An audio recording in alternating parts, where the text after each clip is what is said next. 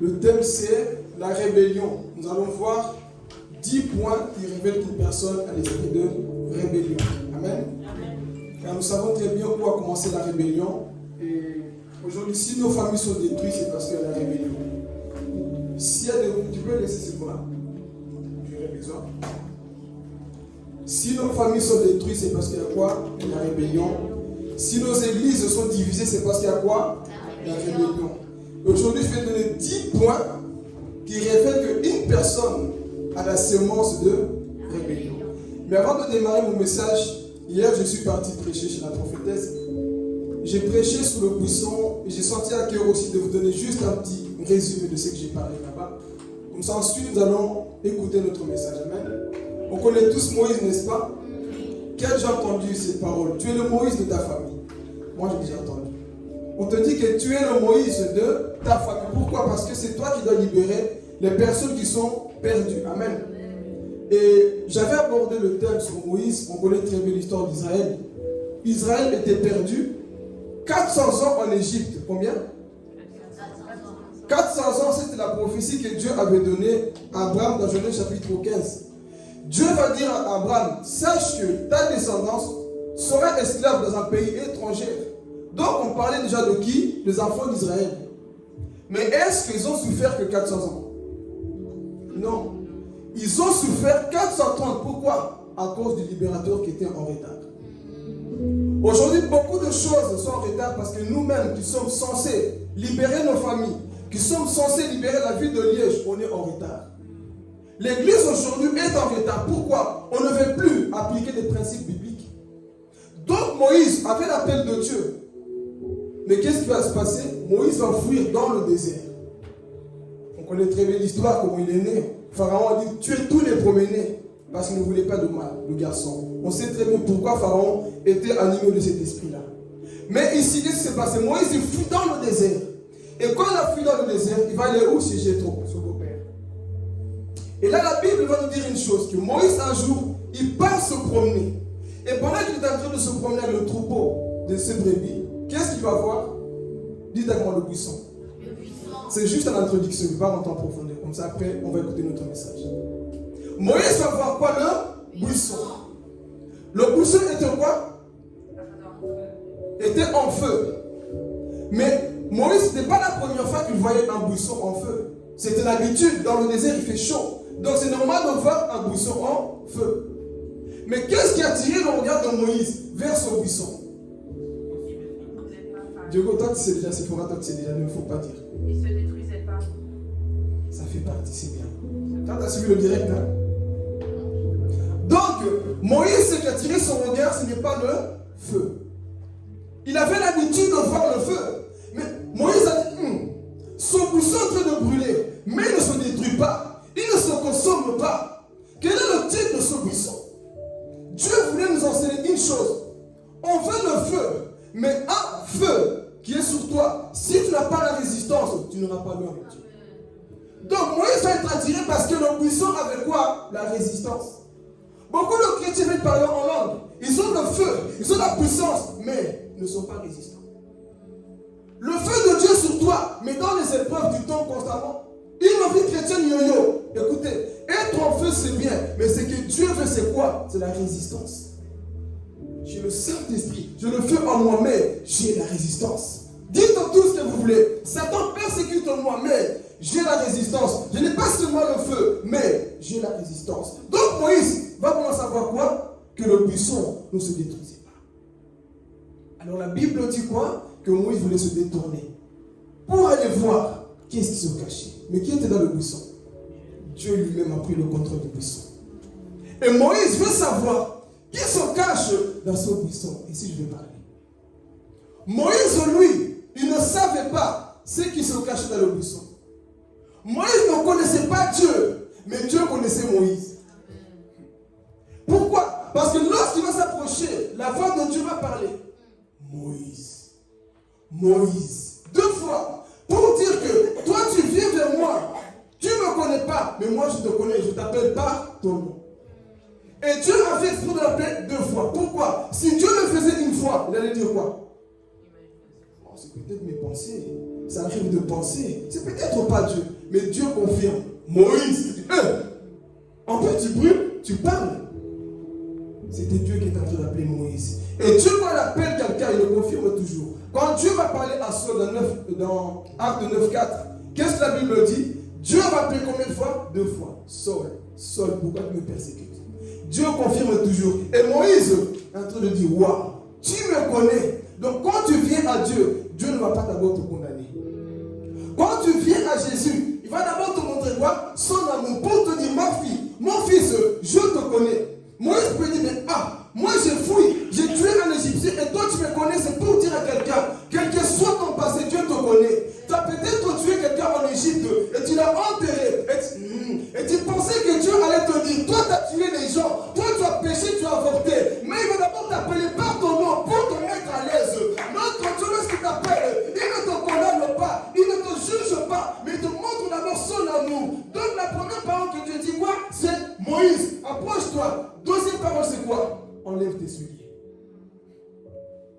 Quand Dieu t'appelle, il te montre son amour. Et après, c'est la sanctification. Enlève tes souliers. Pourquoi Moïse devait enlever les souliers? C'était les souliers de l'Égypte. C'est pour dire, là où tu te trouves, c'est une terre sainte. Donc ici, il n'y a pas d'Égypte. Les choses de l'Égypte, enlève-le. Tu ne dois pas prier avec les sandales de l'Égypte. C'est pour dire à quelqu'un, le temps est arrivé que tu enlèves les sandales de l'Égypte pour que Dieu t'écoute, pour que Dieu t'entende. Moïse, enlève les sandales. Enlève la haine que tu as en toi. C'est les choses de l'Égypte que nous avons en nous. Enlève la jalousie. Enlève la pornographie. Enlève toutes ces choses qui sont en toi. Dieu est en train de parler. Moïse, tu veux entendre ma voix. Tu veux libérer tes enfants là. Viens d'abord enlever quoi? Tes sandales. Combien de chrétiens, on prêche presque toujours la même chose, mais rien ne change. Enlève le retard. Mais le retard est toujours là. C'est les sandales. On vient à l'église comme on veut. On fait ce qu'on veut. Dieu est en train de dire, enlève les sandales. Oui, tu as connu le feu par la langue. Ce n'est pas ça qui te qualifie. Ce qui te qualifie chrétien, c'est lorsque tu arrives à enlever tes sandales quand Dieu te dit, enlève les sandales. Qu'est-ce que Dieu te demande d'enlever? Tu veux rentrer dans ma présence, là où je suis, Moïse. C'est une terre sainte. Enlève les sandales. Seigneur, moi j'aime quand je m'habille pour servir les garçons. Enlève cette convoitise. Enlève cette façon de faire pour que je puisse te mandater. Aujourd'hui, vous allez voir, beaucoup de chrétiens ne veulent plus obéir à Dieu. Donc, viens avancer comme ça, on va dans ton message. Moïse, il entend la voix de Dieu. Et il va. Oui, mais Seigneur, je ne sais pas parler, je suis bête. Je suis en train de bégayer là. Mais j'ai compris une chose. Voilà pourquoi aimons les Écritures. On dit souvent que Moïse bégayait. Moïse ne bégayait pas. Moïse avait parlé. C'était la peur qui a fait que Moïse bégayait. Pourquoi? Dans Acte 7, 22, la Bible dit que Moïse était puissant en acte et en parole. Donc montre-moi où Moïse bégayait tout le temps. Moïse avait parlé. Mais quand Dieu se présente à toi, tu vois tes incapacités. Mais quand il te mandate, tu vas parler. C'est ça qui s'est passé avec Moïse. Dieu le mandate maintenant, il pouvait aller quoi? Libérer les enfants d'Israël. Alors Dieu ce matin va aussi nous dire quelque chose. Les 10 points que nous avons en nous, qui révèlent que nous sommes vraiment des rebelles. Ces phrases, tu te prépares. Et comme je le disais tout à l'heure, la rébellion, c'est ça qui détruit beaucoup de choses. Tu peux être impudique, voleur. Tu peux quitter l'église. Tu ne vas pas ramener beaucoup de gens. Mais quand tu es rebelle, un rebelle amène tout un troupeau dehors de l'église. C'est ça qui s'est passé avec Satan. Il s'est rebellé là au ciel. Il a même convaincu les anges de partir. Je me suis posé la question. Qu'est-ce que Satan a dit pour que ces anges l'écoutent? Un rebelle est un manipulateur. Nous avons les gens dans nos familles, dans nos églises, ce sont des manipulateurs. L'esprit de rébellion est en train de rôder pour détruire nos églises. Et ce matin, nous allons voir 10 points qui sont peut-être en nous. Et si ça te parle, ne dis pas il me vise. Ne dis pas c'est ce point pour qui. Changeons. Le temps est arrivé que nous puissions changer. Amen. Donc c'est pourquoi tu prépares déjà Romain. Je prends ma Bible. Vous m'aimez toujours? Amen. Vous n'êtes pas fâchés? Et le direct est déjà là. On veut avancer avec des chrétiens matures. Tu veux que je sois me pousser?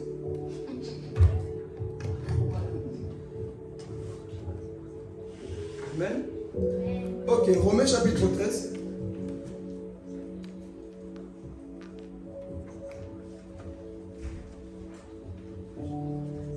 versets 1 à 2. Suivons très bien. Je lis la parole au nom de Jésus. Amen. Que chacun se soumette aux autorités qui nous gouvernent, car toute autorité vient de Dieu, et celles qui existent ont été établies par Dieu. C'est pourquoi celui qui s'oppose à l'autorité résiste à l'ordre que Dieu a établi. Répète encore.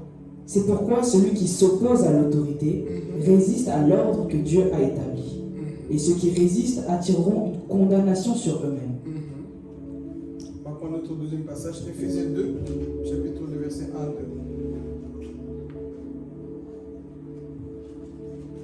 Alléluia. Éphésiens chapitre 2. Quant à vous, vous étiez morts à cause de vos fautes et de vos péchés, que vous pratiquiez autrefois, conformément à la façon de vivre de ce monde, conformément au prince de la puissance de l'air, de l'esprit qui est actuellement à l'œuvre parmi les hommes rebelles. Nous tous aussi, nous étions de leur nombre, notre conduite était dictée par les désirs de notre nature propre, puisque nous accomplissions les volontés de la nature humaine et de nos pensées, et nous étions par notre conduite même destinés à la colère, tout comme les autres. Amen. On peut s'arrêter là. Est-ce qu'on va acclamer la parole? Est-ce que vous êtes prêts à entendre la vérité? Amen. Comme je dis toujours, ici c'est une église de... J'aime prêcher l'équilibre. Un jour, tu vas me voir prêcher, on dirait que... Ah, mais lui, on dirait qu'il nous encourage à pécher. Non. Moi, j'aime l'équilibre. Je vais te prêcher l'amour de Dieu. Je vais aussi te prêcher quoi? La justice et la droiture de Dieu. C'est ça qui fait avancer une église. Une église, on te prêche que l'amour, il faut faire attention. Une église, on te prêche que la colère, il faut faire attention. Il faut ce deux mélanges. Amen. Et si nous allons voir, on sait très bien ce qui s'est passé au ciel avec Satan. Il s'est rébellé. En se rébellant, il a ramené cette nature sur la terre. Vous allez voir aujourd'hui beaucoup de gens ont cet esprit de rébellion dans la société, dans nos églises, dans nos familles. Pourquoi? Parce que Satan est venu avec cet esprit pour détruire la race humaine. Et s'il y a une chose que Dieu n'aime pas voir en toi et en moi, c'est la rébellion. L'orgueil et la rébellion vont ensemble. Dieu n'aime pas voir ça. Donc ici nous allons voir la rébellion. Le premier point déjà qu'on peut noter, j'ai dit que j'allais donner 10. Bon, je crois qu'on aura le temps. Note le premier point qui révèle qu'une personne a la rébellion. Il n'aime pas la correction. Un rebelle n'aime pas la correction. Même la feuille n'aime pas la correction. Un rebelle n'aime pas la correction. Dieu vous bénisse. Au moins, ils écoutent. Un rebelle, il n'aime pas qu'on lui dise quoi faire. Pourquoi? Vous savez, étant humainement comme nous sommes, nous les hommes, surtout nous les hommes, dans notre nature, on est trop orgueilleux. On peut dire amen les hommes. Les femmes disent amen. Un zéro pour les femmes. Les hommes dans notre propre nature, nous déjà on a cet esprit, femme, ne me dis pas quoi faire. Ne me dis pas quoi faire parce que je suis moi-même capable. N'est-ce pas? On le sait. L'homme de sa propre nature, il n'aime pas qu'on lui dise quoi faire. Pourquoi? Lui dans sa pensée, je sais tout, je vais me débrouiller, personne ne doit me diriger, personne ne doit me corriger, je fais bien.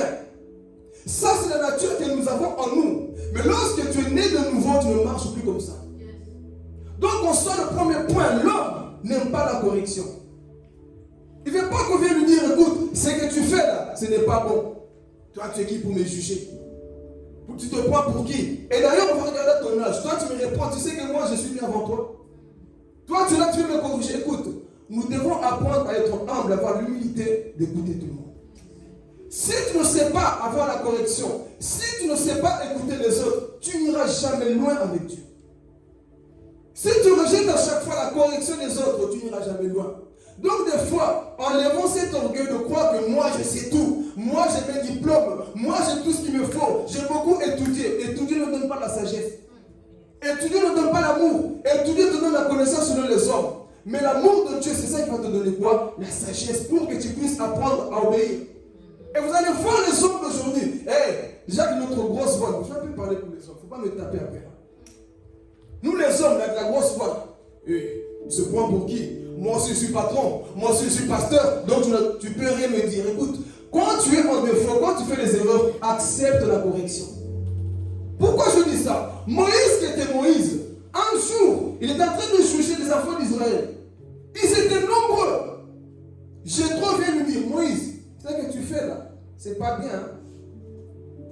Jéthro vient corriger Moïse pour lui dire, écoute, ce que tu fais là, c'est pas bien. Tu vas te fatiguer. Nombre de responsables qui vont t'aider. Moïse n'a pas dit, Jéthro, moi j'étais là avant toi. Quand Dieu m'appelait sur le buisson, tu étais là. Mais il ne va pas refuser la correction de Jéthro. Jéthro va lui conseiller. Moïse va accepter. C'est pour dire à quelqu'un, qui sont les personnes à ta vie qui te disent, ce que tu fais, ce n'est pas bien. Qui sont ces personnes autour de toi? Quand tu fais une bêtise, oh, je sens la présence de Dieu. Quand tu fais une bêtise, il te dit, ma femme, mon mari, mes enfants, ce que tu fais, c'est pas bien. Est-ce que nous avons des gens autour de nous qui nous disent ça? Qui nous remettent en place? Aujourd'hui, vous allez voir un couple ensemble, ils peuvent mentir sur la même chose. Non, il faut toujours un qui dit non, ce qu'on fait, ce n'est pas bien. Dans une église, tout le monde veut se révéler. Il faut toujours quelqu'un qui dit, écoute, ce qu'on fait là, ce n'est pas bien. Est-ce que nous avons des gens autour de nous qui peuvent nous encadrer? On ne fait pas la correction. Et tu veux avancer avec Dieu, tu n'arriveras pas. Moïse n'a pas refusé les conseils de Jéthro. Je suis élevé, Dieu m'appelle, mais je refuse pas tes conseils. On veut être des hommes, des femmes, à tout accomplir. On ne veut pas obéir à l'ordre qui est établi. Moi, je fais ce que je veux. Moi, j'écoute que Dieu. Je peux parler. Moi, j'écoute que Dieu, les hommes, je n'écoute pas. Très souvent, Dieu va passer vers les hommes pour te corriger. Nous, on ne veut pas. Il se prend pour qui? On est tous des frères. Bon, ça, c'est la partie d'après. On est tous des frères. Pourquoi lui? Pourquoi lui? Non, il n'y a pas de pourquoi lui. Quand Dieu établit l'ordre, obéissons. Tout simplement. Obéissons à Dieu quand il établit de l'ordre. Mais toi, autour de toi, il n'y a personne qui peut te dire, écoute, ce que tu fais, c'est pas bien. Bon, moi, des fois, c'est ma femme. Hein? Des fois, je fais un truc. Et ce que j'aime, c'est ça. Écoutez, quand tu te maries, choisis bien ta femme. Pourquoi? Il ne faut pas que tu te maries avec quelqu'un qui dit, chérie, on peut voler ensemble, c'est bien. Non. Et des fois, même quand elle sait que j'ai un problème, j'ai un souci, elle ne va pas se mettre dedans. Écoute, et ta lio. Il ne faut pas que tu aies quelqu'un qui vient t'encourager dans le mal. Non. Il faut qu'il te dise non, non, là je ne suis pas d'accord avec toi. Ta façon de faire là, je ne suis pas d'accord. Est-ce qu'on peut dire amen? Ta façon de faire, tu es mon mari, tu es ma femme, tu es ma fille, tu es mon fils. Mais ce que tu fais là, ce n'est pas bon. Mais combien de parents, combien de femmes, combien de maris sont d'accord dans la même bêtise? Il sait que sa femme a une telle personne. Tu n'aimes pas telle personne, chérie, c'est vrai. Il ne faut pas l'aimer. Non, il faut dire des fois, chérie, ce que tu fais, ce n'est pas bon. Mon mari, ce que tu fais, ce n'est pas bon. Ce qu'on fait, on doit changer. Et moi, la correction, cette correction qui vient de Dieu, Dieu va utiliser des hommes pour te dire, Philippe, ce que tu fais, ce n'est pas bon. Est-ce que nous avons des gens autour de nous où on le fouille? Lui, je sais pas, il va parler, on me corriger, je parle ailleurs. Celui qui aime la correction, Proverbe chapitre 12, verset 1. Celui qui aime la correction aime apprendre. Mais celui qui rejette la correction est un homme quoi? Stupide. C'est la Bible qui le dit. Celui qui rejette la correction, c'est d'abord un homme stupide. Aujourd'hui, je ne vais pas sauter. Je saute un peu au début. Aujourd'hui, c'est calme, c'est un peu différent. Voilà pourquoi ça s'est descendu ici. Aujourd'hui, c'est pour montrer, c'est un message de cœur à cœur. Je n'ai pas dit je vais parler. Je vais parler calmement pour que le message entre bien. Amen. C'est des choses qu'on vit tous les jours. Qui sont tes Jéthro, mon frère, ma soeur? Quand tu as volé au travail, je peux parler? Quand tu as volé l'argent au travail, ou tu as volé des heures au travail, tu dis à ta femme te dit c'est bien. Il faut encore continuer à voler des heures pour qu'on soit riche. Il ne faut pas le faire. Il faut que ta femme ou ton mari te dise non, ce que tu fais, ce n'est pas bon. Arrêtons d'agir comme ça. Sinon, vous deux, vous allez brûler en enfer. Donc, il faut apprendre à dire aux hommes, ce qu'on fait là, ce n'est pas bien. Tu es avec tes amis, vous volez, vous trichez, vous faites des bêtises. Il faut leur dire, écoutez, ce qu'on fait là, ce n'est pas bien. Le temps est arrivé de changer. On doit changer l'église. Pourquoi? Parce que si nous marchons dans la rébellion, on va mourir dans nos péchés et on partira en enfer. Tu dois avoir le courage de dire à toi, il ne va pas te tuer. Celui qui n'aime pas la vérité n'aime pas Dieu. Vous n'avez pas compris? C'est lui qui n'aime pas la vérité. On lui dit la vérité, n'aime pas Dieu. Parce que Dieu est vérité et le diable c'est le mensonge. On vient te dire la vérité. Arrêtons de faire ça. Toi, tu te révèles un peu plus. Vous savez, il y a des personnes, plus tu lui dis la vérité, plus il devient orgueilleux. Plus il devient méchant. Pourquoi? Il ne veut pas qu'on le corrige. Mais ici, ce que j'aime, comme ça on va se faire le deuxième point. Moïse n'a pas rejeté le conseil de son beau-père.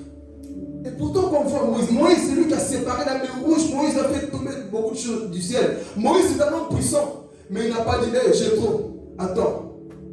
Tu as vu mes diplômes? Tu as vu mon âge? Tu as vu comment Dieu m'a appelé? Tu as vu comment Dieu m'utilise? Tu as vu la voiture que j'ai? Tu as vu la maison que j'ai? Et toi, tu n'as rien, tu me conseilles?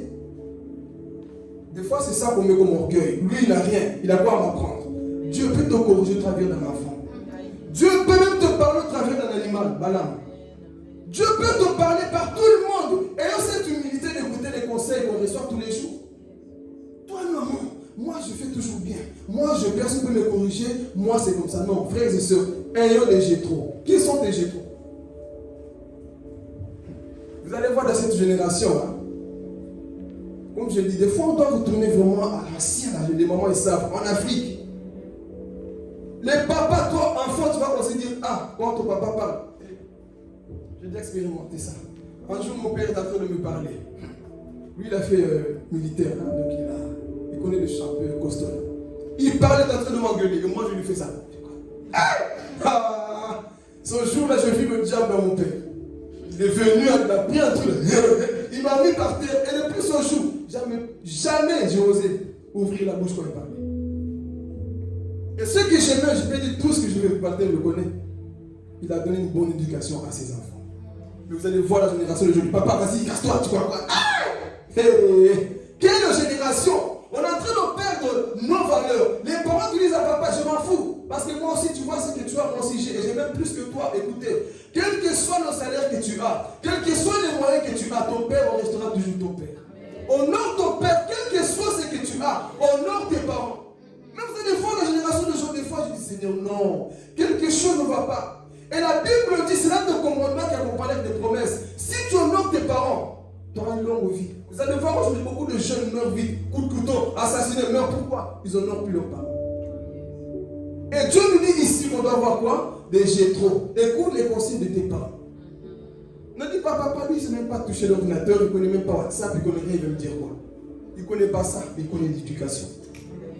Il ne connaît pas ces choses, mais il sait comment tu l'écoutes. Fais comme ça, fais comme ça. Écoute-le, même si ce n'est pas manier tout ce que nous on sait de l'ordinateur, tout ce qu'on veut. Mais écoutons-le. Ne minimise pas ton père parce qu'il ne sait rien. Ne minimise pas ta mère parce qu'elle ne connaît pas les maquettes sur YouTube. Mais elle connaît l'éducation qu'elle peut te donner. Donc ne néglige pas les conseils que quoi tes parents peuvent te donner. Ce que tu fais, ma fille, mon fils, ce n'est pas bon. Ah, mais maman, toi aussi t'exagères. Papa, toi aussi t'exagères. Non, toi tu vas niaiser ton père. Ah non, si tu es où?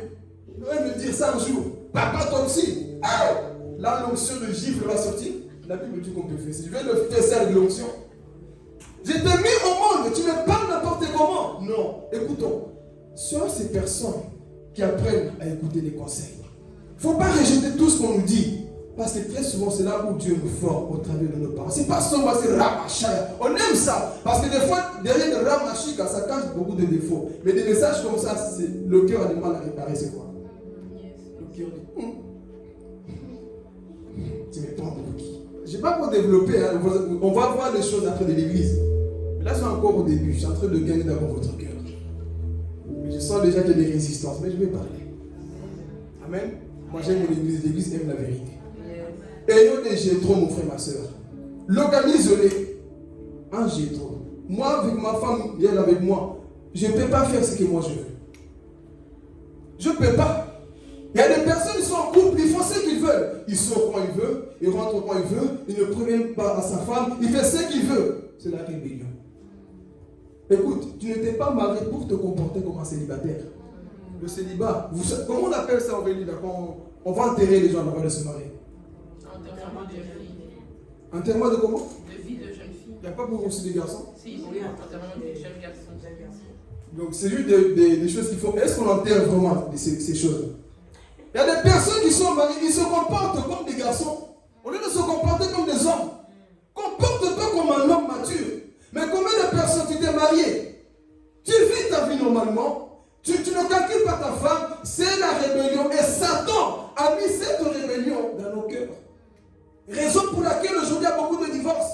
Raison pour laquelle il y a beaucoup de séparations, beaucoup de divisions. Pourquoi? Parce que cette rébellion est rentrée. Vous allez voir les papas qui ne préviennent même plus. Il fait ce qu'il veut. Je ne compte à rendre la personne. Sois célibataire alors. Parce que tant que célibataire, tu peux rentrer quand tu veux. Tu peux manger au tacos quand tu veux. Tu fais ce que tu veux. Mais quand tu es marié, tu rigoles. Hein? Mais quand tu es marié, tu dois obéir. Ah, l'homme n'est pas l'obéissance. Hein? On doit obéir. Si tu ne veux pas l'obéissance, reste célibataire. Là, tu peux dormir sans te laver. Il y a des jours, ta femme va te dire que tu pues. Va te laver. Dis amen. Il y a des jours, chérie, ça sent mauvais. Mais quand tu es célibataire, tu peux faire 4 jours sans te laver, tu dors. Et tu ne brosses pas. Mais quand tu es marié, il y a des choses qu'on va te dire. Oh, il y a des choses qu'on va te dire. C'est que tu fais, Moïse, c'est pas bon. Ce qu'on voit là, c'est pas bon. Il y a des personnes qui te mettent en place et tu vas grandir plus vite.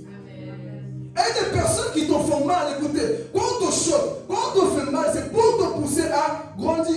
Mais si tu veux toujours qu'on te câline, tu as bien fait, c'était comme ça, non, tu ne vas pas grandir. Mais quand on te dit, ce que tu fais change, ce n'est pas bon, tu vas grandir dans la vie chrétienne.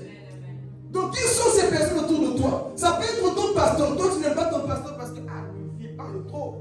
Il me casse trop la tête. Il est en train d'être un gétro dans ta vie. Il est en train de t'encadrer, de te dire quelque chose. Ça peut être un frère de la foi qui te dit, écoute, l'autre fois, on était dans cet endroit, ce qu'on faisait, c'est pas bon. C'est un gétro. Remerciez les gétros de vos vies. Il ne faut pas que tu sois à l'aise là. Je suis avec Walter. On commence à parler sur papa, c'est quoi votre nom, s'il vous plaît? Papa José, comment je peux oublier ça, c'est de mon téléphone? Papa José, je m'assois avec Walter. Papa José, vraiment, il faut que Walter me dise ce qu'on fait, c'est pas bon. Ce qu'on dit, c'est pas bon. Donc le temps est arrivé, frères et sœurs, qu'on ait des gétros.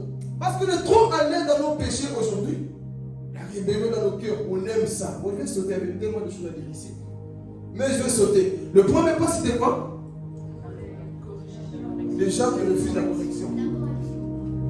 Et ceux qui refusent la correction, qui veulent toujours faire qu'à leur tête, et même pour les garçons, nous qui voulons, enfin, des personnes qui veulent se marier, aimons la correction.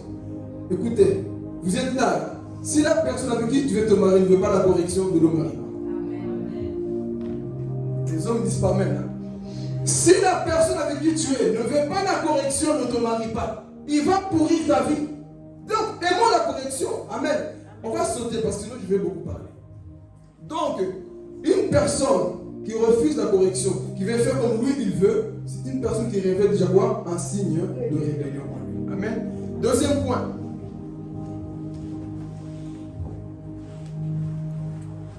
On est prêt? Il n'aime pas la soumission.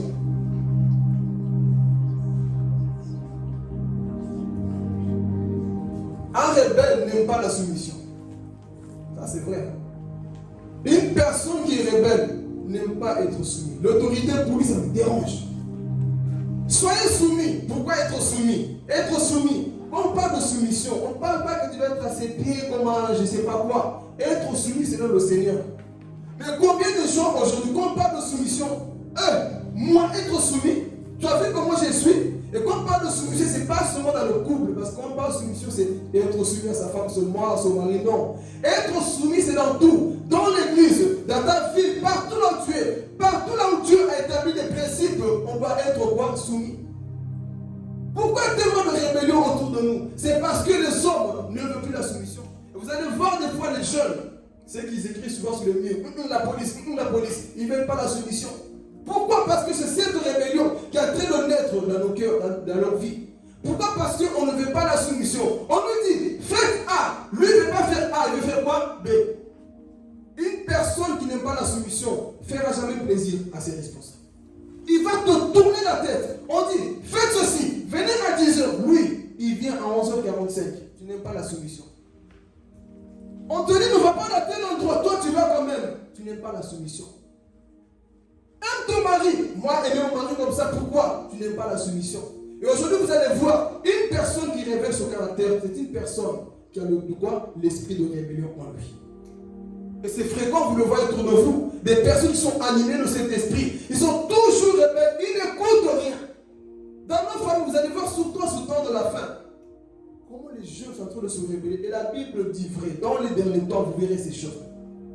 Les parents, les fils, tout le monde, personne ne veut être soumis. Pourquoi? Parce que tout le monde veut être roi, chef. Je suis le boss de ma vie. Tu n'es pas le boss de ta vie. Tu es le boss de ta vie, mais pas de ta vie. Ta vie appartient à Dieu, donc obéis à ce que Dieu te demande. Mais combien de personnes, non, moi je vois par moi-même, je fais tout ce que je veux. Et au moins la soumission, ça va nous amener loin. Comme j'ai dit, dans le mot soumission, il y a deux choses. Il y a soumission, c'est-à-dire que si tu te soumets, tu auras la mission. Beaucoup ne veulent pas la soumission. Comment veux-tu avoir la mission dans l'église? Comment veux-tu avoir la mission dans ta vie si tu n'es pas soumis? On fait ce qu'on veut. On n'obéit pas. On rejette tous les conseils qu'on nous donne. Non, église, aimons la soumission. Aujourd'hui, vous allez voir, hein, la télévision a détruit beaucoup de jeunes. Les nouvelles, là, c'est sous le soleil, hein, toutes les choses. On a abîmé la mentalité de beaucoup de personnes. Parce que Brooke, je ne sais pas comment il s'appelle là-bas, lui il parle comme ça à son mari, moi aussi je peux faire comme ça, comme il se comporte comme ça. Et vous savez, c'est un esprit qui est en train de rentrer dans la génération d'aujourd'hui. On a déjà vu comment les jeunes femmes ne veulent pas être soumises à leur mari. Pourquoi moi? Pourquoi faire ceci? La rébellion est rentrée dans le cœur. Pourquoi les nouvelles ont abîmé la mentalité de vous? Aujourd'hui, tu vas voir une femme qui va faire quoi? Il y a quoi? Devant ton homme, il y a quoi? Les choses ont changé, Seigneur. Parce qu'aujourd'hui, elle peut travailler, elle gagne un salaire, des fois, elle gagne même plus que son mari. Et tu crois que de telles femmes vont écouter? Mais quand tu es venu, je parle aux femmes qui sont en Christ, quel que soit le salaire que tu peux gagner, tu seras toujours soumis à ton mari.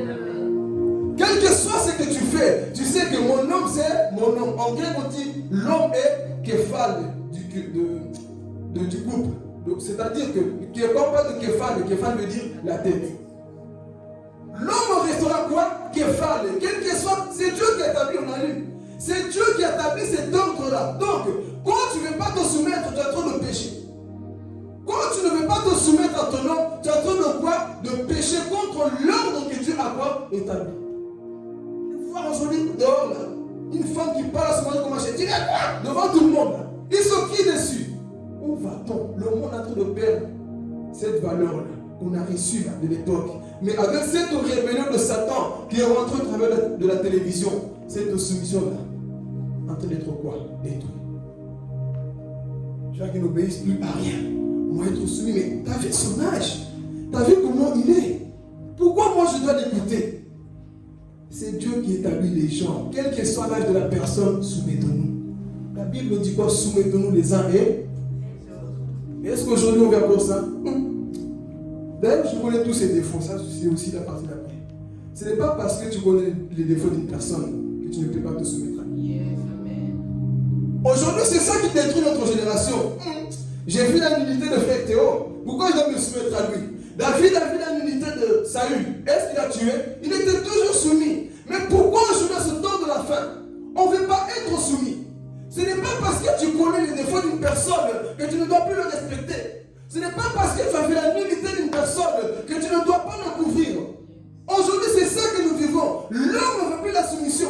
Il te parle, ton père te parle, ta mère te parle. Tu réponds aussi à haute voix. Ce n'est pas la soumission. On te parle, écoutez. Normalement, quand ton père te parle, oh, ça c'est un peu je ne vais pas rentrer de l'extrême. Yeux baissés, tu écoutes, comme ça. Tu écoutes tête baissée ce qu'on dit. Mais aujourd'hui, tu vas voir. Parle à ton fils, à ta fille, il te regarde. Tu sens des fois le père ou la mère a peur de parler à son enfant. Pourquoi? Parce qu'il te tient tête. Non, on ne tient pas tête devant les autorités que Dieu a établies. Oui, mais papa, j'ai vu comment il trompe maman, j'ai vu comment il fait des choses, même s'il trompe, respecte-le. C'est Dieu qui va le frapper, c'est Dieu qui va le juger s'il ne change pas. Donc, notre rôle à nous, c'est d'être soumis et écouter ce qu'on nous dit. Tu connais les défauts de tout le monde et tu n'obéis plus. Et c'est ça que tu appelles enfant de Dieu? Non. Un enfant de Dieu marche dans la soumission. Est-ce que nous marchons dans cette église? Est-ce que nous pratiquons ces choses-là? Est-ce que la soumission est réellement en nous? Ou nous bafouons, disons, moi là, soumission là, tu veux oublier. Mais une personne qui a compris, qui marche avec Dieu, sera dans la soumission. Amen. On va avancer, ne pas avoir tellement vite ici. Là, on a parlé de quoi? Oui, c'est toujours la soumission, mais le deuxième point. Donc là, on va voir le troisième point. Vous êtes prêts?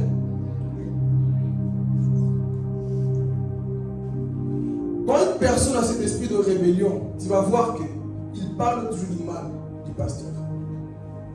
C'est la rébellion. Quand une personne dans une église parle toujours du mal de son église, c'est responsable. C'est une personne qui révèle quoi? Et des fois, même si tu ne le fais pas devant nous, là, même ça peut être devant ta femme, devant ta famille, qu'est-ce que tu dis de l'église? Qu'est-ce que tu dis du pasteur?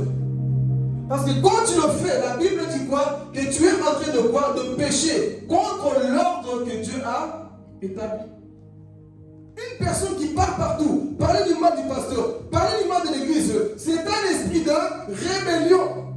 Parce qu'il ne respecte pas l'autorité qui est quoi? Établie. Tu as vu l'église, tu as vu le frère, tu as vu ceci, c'est l'esprit de rébellion. Quand tu vois une personne comme ça, éloigne-toi parce qu'il va te détruire. Je vais parler ici. On a déjà vu l'histoire avec Dathan, Koré, Abiram. Je ne vais pas rentrer d'abord en détail avec ça. Aaron, le frère de Moïse, avec sa soeur Myriam.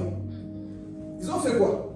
Moïse, lui, se prend pour qui? Il croit que c'est seulement à qui Dieu parle. Il se prend pour qui? Il va prendre des femmes étrangères. Ils ont critiqué Moïse, n'est-ce pas?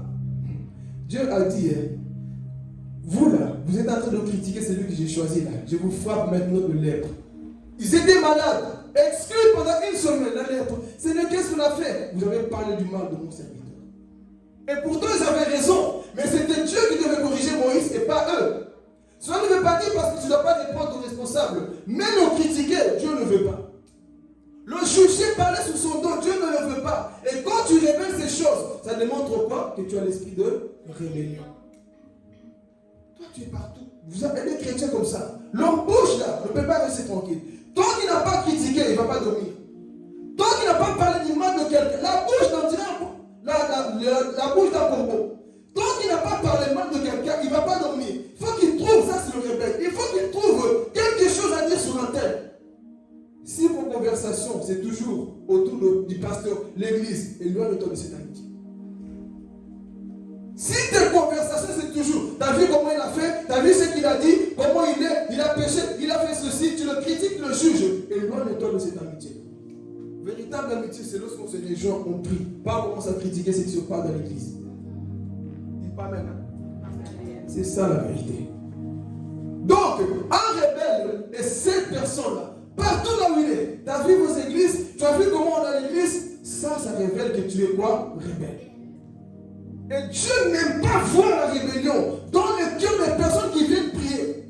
Si tu parles du mal, éloigne-toi, ne va pas dans cet endroit. Pourquoi? Parce que tu es en train de ramasser quoi? La malédiction. Tu seras comme Aaron et Myriam un jour. Donc il faut changer. Arrêtons à chaque fois. Tu te trouves avec un tel, tu parles du mal, tout le temps du mal. Écoute, ça révèle que la rébellion est en toi. Même si tu pries, même si tu parles en langue, mais tu es rebelle. Et si tu meurs dans ces conditions, tu pars en enfer. Si tu meurs dans ces conditions-là, tu t'assois chaque fois pour dire les défauts de l'autre. Tu as vu comme il a prêché? Je sais qu'il m'est visé, viens me dire en face. Quand tu ne sais pas dire une vérité en face d'une personne, tu as peur de lui. Pourquoi on se cache toujours derrière des statues, derrière les autres? Va dire à la personne, fais comme j'ai trop. Ce que tu fais, Moïse, ce n'est pas moi, je n'ai pas peur de toi. Si tu es un enfant de Dieu, si tu es un enfant de Dieu, tu vas accepter la vérité. Si tu es l'enfant du diable, tu vas me haïr. Ah, je vais parler. Celui qui aime la vérité, il va écouter et il va t'embrasser, il va te dire, ma soeur, merci parce que tu es en train de me sauver. Merci parce que tu es en train de sauver mon âme. Mais quand tu refuses la vérité, tu vas te perdre. Donc, qui sommes nous, frères et sœurs? Toujours là partout. Il a fait ça. L'église est comme ça. Viens dire la vérité en face de Fabrice. Fabrice, je n'ai pas aimé ta façon de faire. Aujourd'hui, tu m'as parlé comme ça.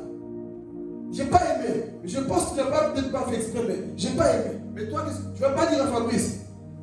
Jonathan, Fabrice, ce qui m'a fait franchement, écoute, c'est des choses qu'on vit dans les églises. Et si on parle pas de ça, beaucoup vont en enfer. Tu as un problème avec Fabrice, va trouver Fabrice. Dis-lui Fabrice, ça, je n'ai pas aimé. Ce que tu m'as dit là, je n'ai pas aimé. Même le téléphone dit amen. Ce que tu as fait là, je n'ai pas aimé. Donc, dis la vérité. Au lieu de te cacher pour commencer à détruire l'église en critiquant, en jugeant. Parce que quand tu vas parler de Fabrice à Jonathan, il saura comment est Fabrice.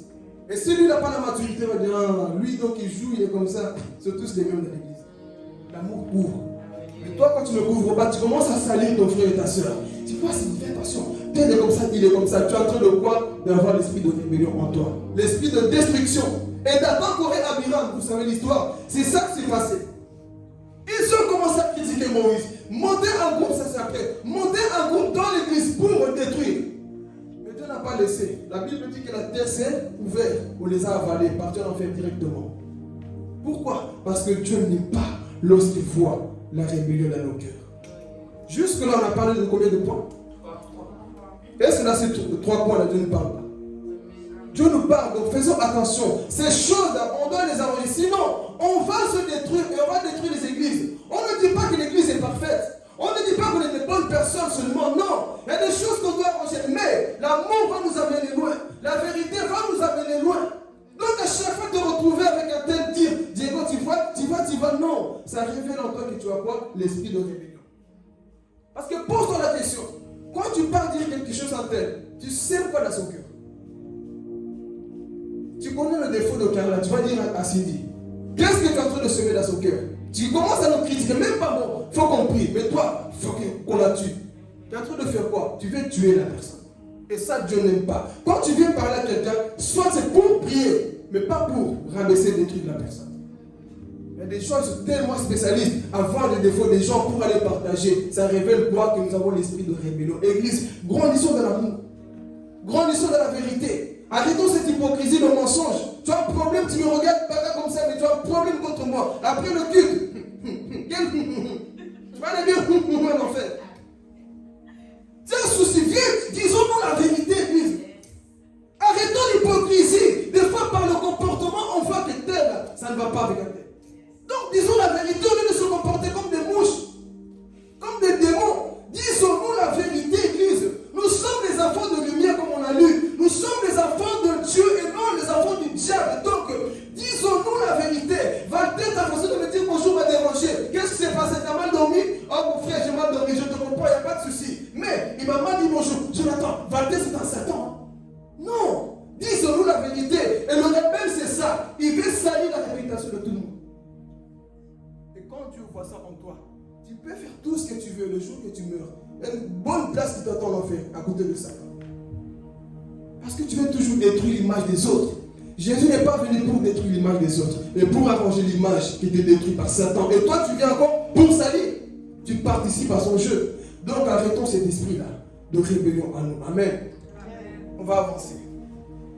Vous m'aimez toujours? Amen. Ok. Donc souvent le dimanche c'est des messages évangéliques, mais aujourd'hui c'est un message cœur à cœur. Ok, on va voir le 4e point.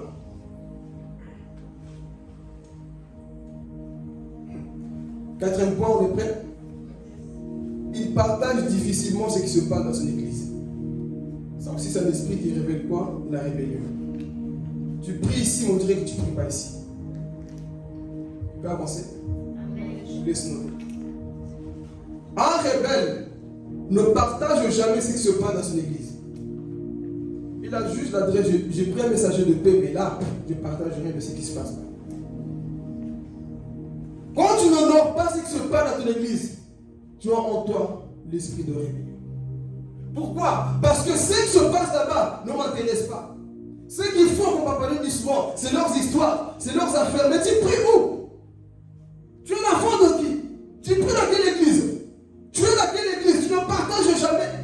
Mais tu partages toujours des choses de l'extérieur. Ça révèle en toi l'esprit de rébellion.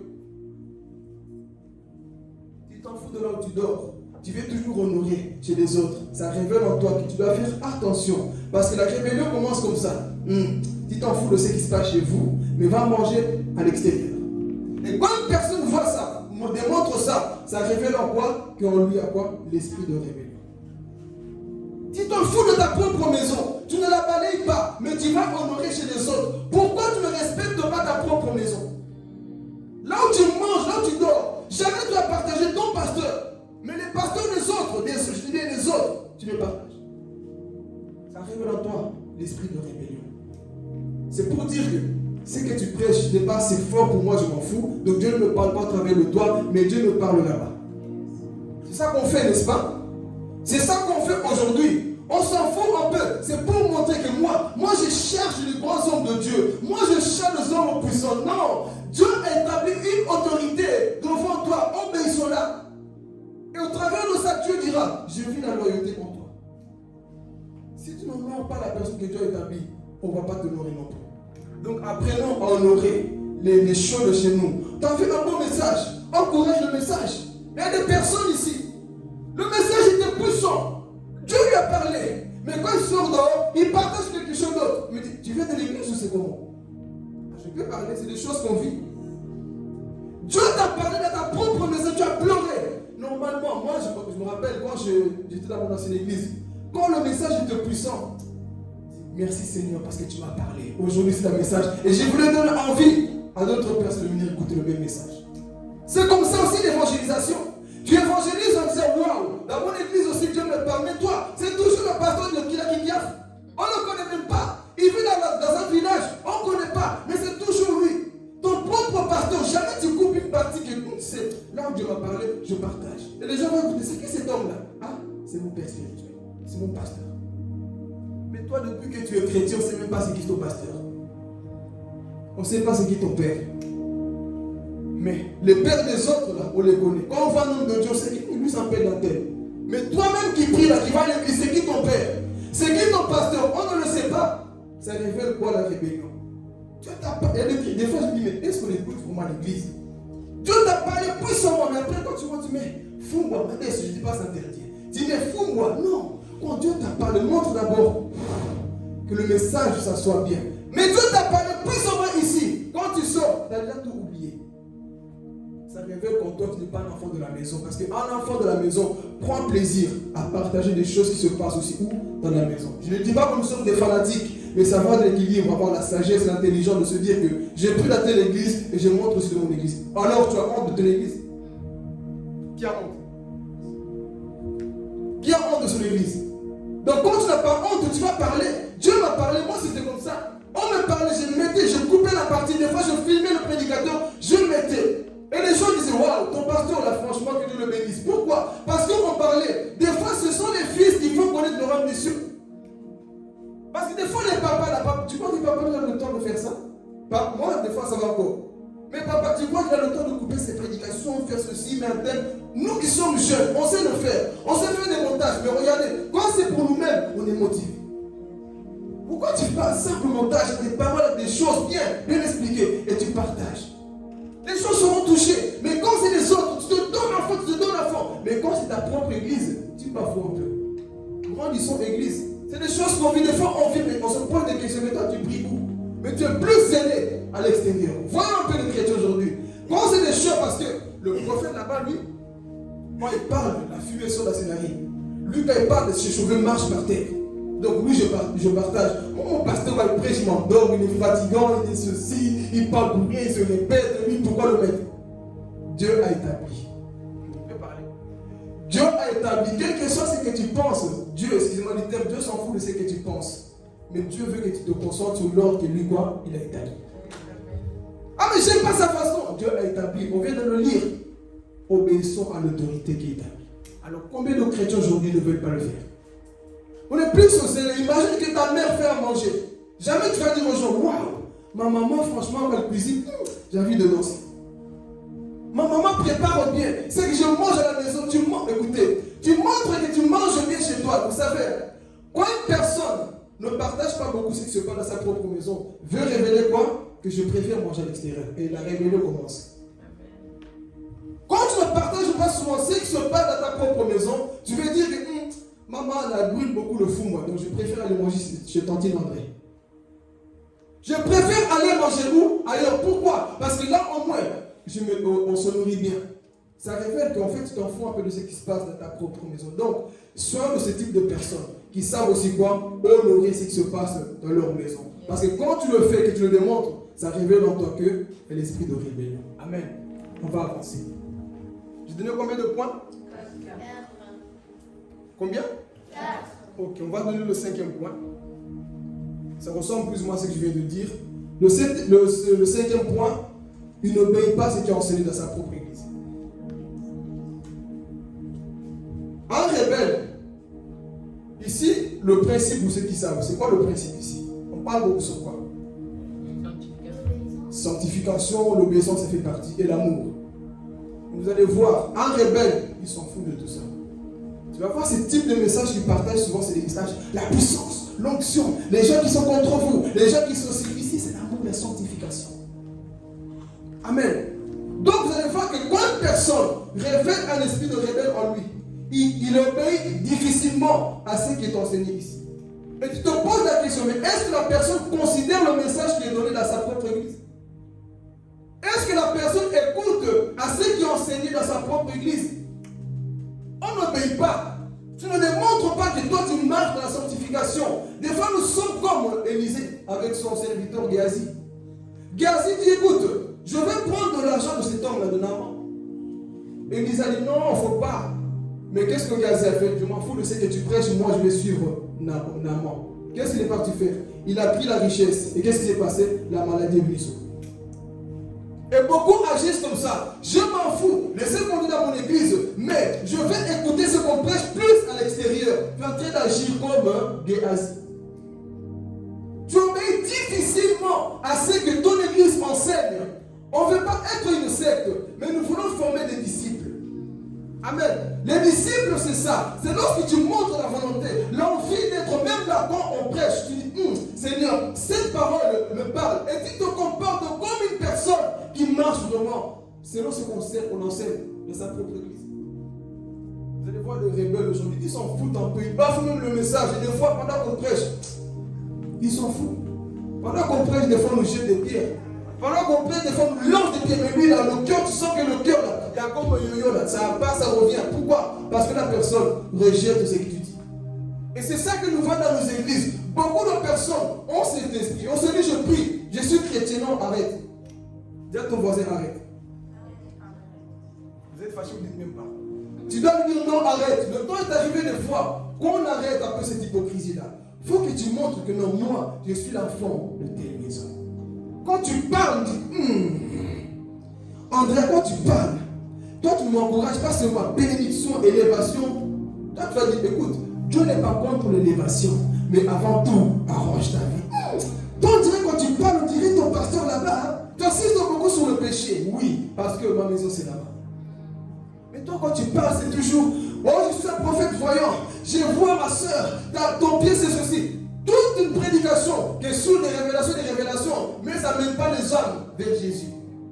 Toi, c'est ça que tu aimes. Au lieu de dire, écoute, Dieu n'est pas contre sa mère. Je vais d'abord laver ton cœur par la parole de Dieu. Changeons d'abord de vie. Dieu t'aime, c'est vrai. Mais il veut d'abord que tu changes ta façon de faire. Et quand tu parles comme ça, tu vas dire, toi, là, ta façon de parler. Les disciples, les amis, votre façon de parler, là, on dirait Jésus. Parce qu'à force d'être avec lui, vous marchez, vous parlerez comme lui. Mais toi, tellement que tu t'en fous un peu de marcher avec ton église, quand tu parles, on sent que tu viens de Kilakikaf. Tu viens de Burundi, tu viens dans un autre pays, dans une autre église. Pourquoi? Parce que rien, tu ne déranges rien de messager de paix. Rien de messager de paix. Toi, tes prédications, c'est toujours motivation. Dieu, c'est... Écoute, manifeste le caractère du royaume. Quand tu vas prêcher, quand tu prends le micro, c'est pas pour faire des bêtises. Quand tu prends le micro, c'est pas pour t'amuser, c'est pas pour te montrer. Quand tu prends le micro, c'est pour parler de Jésus. C'est pour insister sur la sanctification parce que le peuple est en train de mourir dans ce temps de la fin. Alors si toi tu prends le micro, tu commences à leur dire, écoutez, Dieu va te motiver, Dieu va te... Tu n'es pas en train de sauver le peuple. Parle comme les dirigeants que Dieu a établis. Ils insistent dans beaucoup de Genèse Apocalypse. On voit les prophètes qui insistent sur le péché. Changer de vie. Tu peux avoir de l'argent de voiture, une belle motivation. Mais si tu ne changes pas de vie, tu finiras en enfer. Tu finiras en enfer. Donc insistons sur les messages qui vont changer les gens. Mais aujourd'hui, vous allez voir des personnes, ils préfèrent qu'on les acclame parce que tu as bien parlé, hein? Tu vas bien motiver. Écoute, Dieu ne cherche pas des personnes qui vont motiver. Il cherche des personnes qui vont sauver les perdus. Alléluia. Il cherche des personnes qui vont appliquer cette parole. Sortir les pécheurs dans leur péché. Et quand tu parles comme ça, tu vas dire, waouh, toi tu es bien enseigné. Il ne faut pas que tu puisses faire la honte de ton église. Autrefois, tu ne ressembles à rien de messager de paix. Tu viens d'où? On ne dit pas que le messager de paix, c'est l'église parfaite, parce qu'on parle de ça depuis un petit peu. Non. messager de paix n'est pas parfait. Mais ce que je sais, ce qui m'a tiré ici, c'est qu'il y avait la sanctification. C'est ça que j'ai aimé. Il y avait la sanctification. Et c'est ça qu'on nous aussi, on doit insister.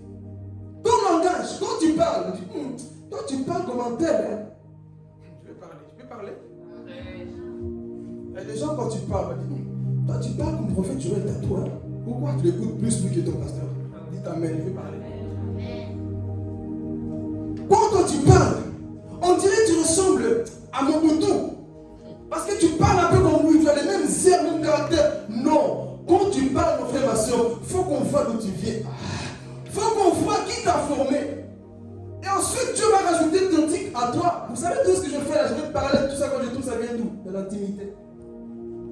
Il y a une chose que j'ai hérité de mon pasteur, là, c'est lui, mais... Lui, quand il prêchait, lui, c'est... tout le temps, il courait. Et ça, au moins, j'ai hérité quelque chose aussi. Et ça fait de moi ce que je suis. Et moi, j'ai rajouté à moi, taper par terre, sauter, parler de sanctification. Mais c'est que Dieu m'a dit de ne pas changer au-delà de ce que je peux imiter. Sanctification. Assiste beaucoup sur le changement, le brisement. Parce qu'aujourd'hui, vous allez voir, les messages qu'on assiste le plus, c'est les messages sur le brisement. Mais toi, non. Quand tu parles, on dirait que toi, tu imites beaucoup d'elle. Hein? Quand tu parles, on dirait qu'elle là. Quand tu parles, on dirait ceci. Non. Quand tu parles, il faut qu'on voit un modèle en toi. Alléluia. Il faut qu'on voit ce modèle que quand tu viens prêcher ici, on ne pense pas, non, là on sait. Lui, quand il parle, on dirait Noé. Quand il parle, on dirait un tel, non. Il faut que quand il parle, non. Je vois un mélange de Papa John, je vois un mélange de Frère Philippe. Je vois, non, pourquoi? Il est équilibré. L'amour, sanctification, tous ensemble, et ça fait une bombe. Ah, ça fait une bombe. Quand je l'écoute, ça me donne envie de l'écouter. Mais vous, non. On est mis des personnes, des fois, que Dieu a déjà rejetées, qui sont dans le cultisme. Et tu viens me faire ça ici. Reste l'action, tu jettes un mouchoir comme ça, c'est pas interdit, mais qui t'a inspiré? Oui, mais Pierre l'a fait. Pierre, c'est Dieu qui l'a inspiré. Mais lui, la personne qui fait, qui l'a inspiré. Tu viens ici, Jonathan, va boire aux toilettes de l'ONEWC. Parce que Dieu m'a dit, qui Dieu t'a dit ça? Quelle doctrine ici dans notre église? Il n'y a pas ça ici. Ici, c'est boire la parole de Dieu. Point barre. Il n'y a pas de choses mystiques ici. On ne veut pas inventer des choses, comme on l'avait vu. Inventer des balais pour faire tomber des gens. Non. Ici, c'est la puissance de Dieu. Pas autre chose, des choses inventées, fabriquées par les hommes. On ne veut pas la rébellion dans nos églises. Alors, quand on t'écoute, quel genre de message tu portes? Quel est ton comportement? Ta façon de faire? Est-ce qu'on peut dire, waouh, toi là, je sais que tu viens de là. J'aime ce calme, je sens que ça va bien. Quand je t'écoute, je vois que non, tu assistes beaucoup sur ça. Mais vous allez voir, dès que le culte est fini, les rebelles, je parle aux rebelles. Les rebelles, c'est ceux qui vont rentrer. Dès qu'ils rentrent, je ne dis pas d'aller me mettre, il ne faut pas que tu mettes parce qu'on t'a prêché. Mais les rebelles, c'est quoi? Dès qu'ils rentrent, ils mettent ma nuata sur WhatsApp. C'est pour dire, je m'en fous de ce que tu as prêché. Moi, je vis ma vie, je fais ce que je veux. Mais celui qui est obéissant, il est d'abord calme et réfléchit. C'est vrai, Seigneur, jusque-là, j'agis comme un rebelle, mais il est temps de changer. Parce que quand tu marches dans l'humilité, tu vas aller loin. Mais quand tu montes la rébellion, tu es en train de résister à Dieu. Donc tu peux être béni. Tout ce que tu demandes, ce n'est pas la bénédiction de Dieu. Je peux parler? Ce n'est pas la bénédiction de Dieu. Il y a des bénédictions, tu penses que c'est de Dieu. Il y a des choses que tu fais, ça marche, tu penses que c'est Dieu. Ce n'est pas Dieu. Si tu es dans la rébellion, mon frère, tu peux faire beaucoup de choses, mais si tu es dans la rébellion, tu n'auras jamais loin avec Dieu. Pourquoi? Jacob a fait la bénédiction de son père, mais il a été où? Dans la rébellion.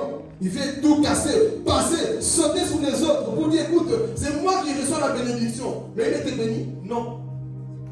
Il était béni charnellement, il avait la richesse, il avait l'argent. Mais quand Dieu va le rencontrer à Jacob, qu'est-ce qui va se passer?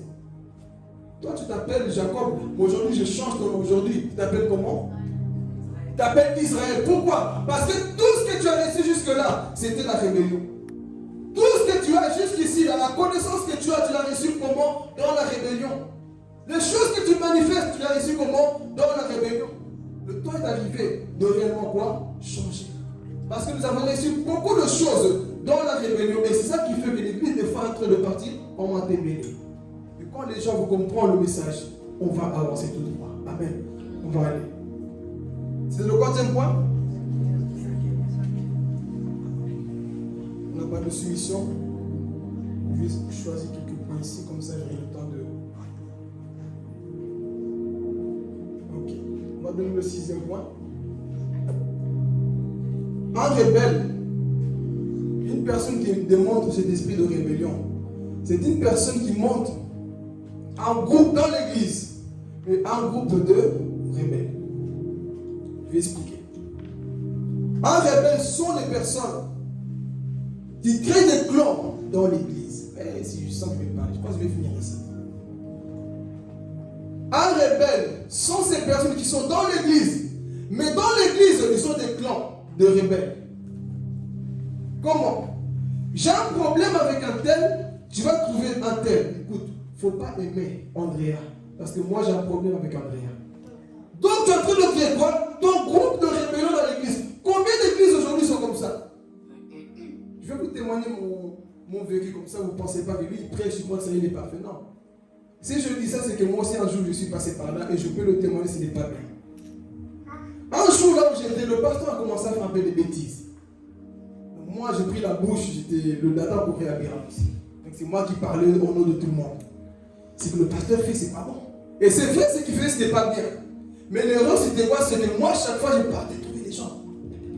C'est que le pasteur fait, c'est que le pasteur fait. Si c'est que le pasteur faisait, c'était bien, pourquoi je parle tout doucement? Quand quelqu'un vient te trouver, ne dis à personne, fais ceci, fais attention, ce n'est pas bien, c'est un péché. Et moi je faisais ça, je trouvais les autres. T'as vu ce que le pasteur a fait? T'as vu ce qu'il a fait? Mais on rajoute toujours quoi? Ne dis pas. Si ce que tu dis est bien vrai, pourquoi tu ne veux pas qu'on le dise aux gens?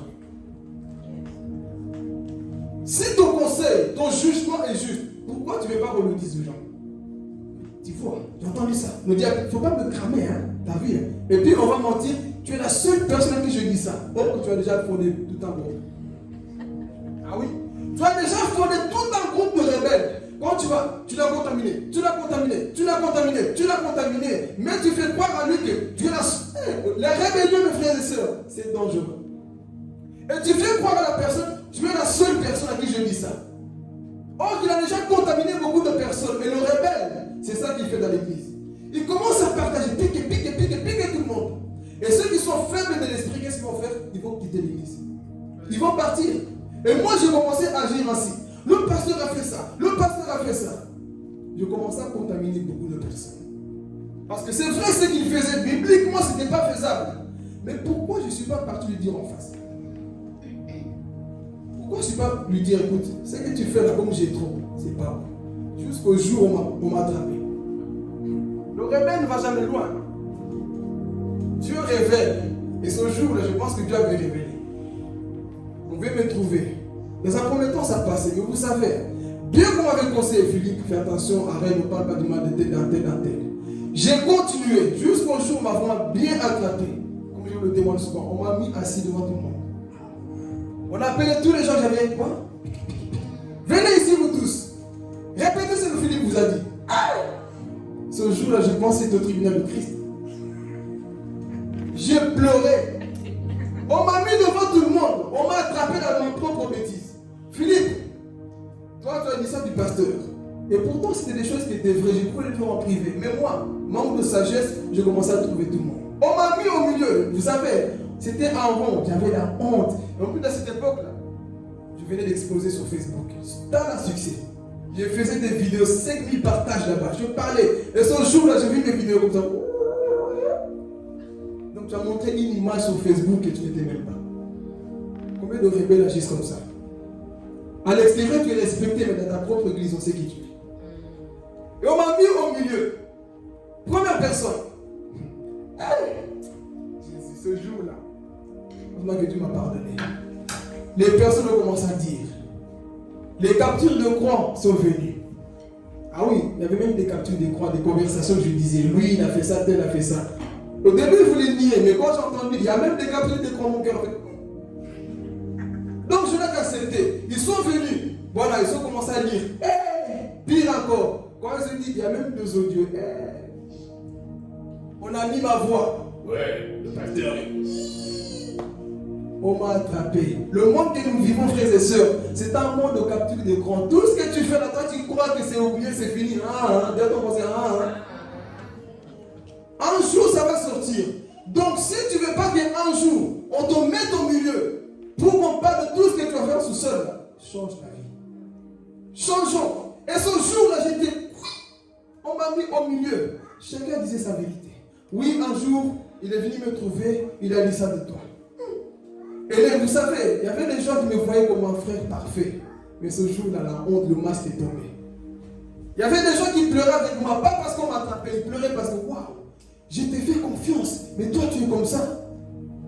J'avais trahi beaucoup de personnes ce jour-là, et j'étais là, Seigneur, des fois, on n'écoute pas par des conseils, les conséquences vont nous enseigner. On me conseille, arrête, ne fais pas ceci, mais on m'a mis au milieu, dit, Philippe, comment tu as pu faire ça? J'avais confiance en toi.